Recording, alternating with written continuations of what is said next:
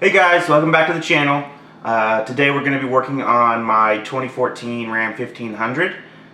It's my daily driver vehicle. It's got about 75,000 miles on it, 50,000 of which I put on myself.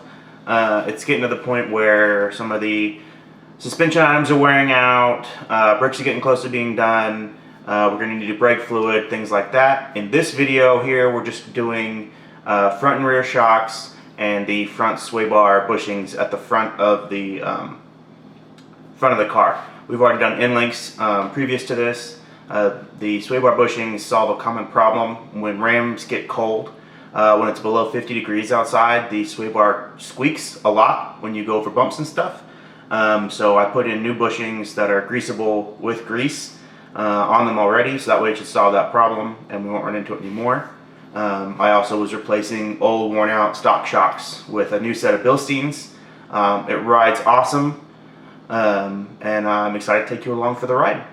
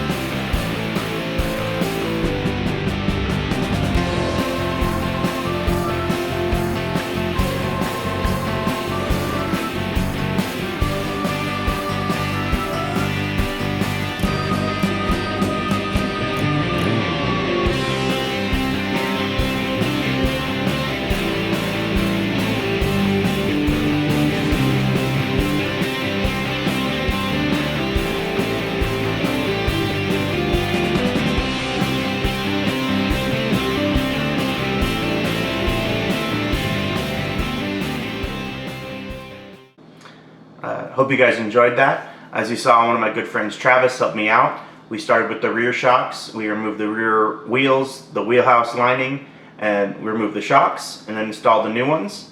Then we moved around and I had to do the fronts on a different day, so that's why Travis wasn't there. This one was a little simpler. Just remove the wheels with the car jacked up, drop the shocks out, place the new ones in with bushings, and pull off the existing sway bar bushings and put in new sway bar bushings. It went pretty quick. There wasn't a whole lot of, we live in Texas, so there's not a whole lot of rust or things like corrosion that we need to worry about. Everything came apart clean, went together really, really well, and it went swimmingly. And I really enjoy how the truck drives. It's a much better ride than it was with the stock shocks.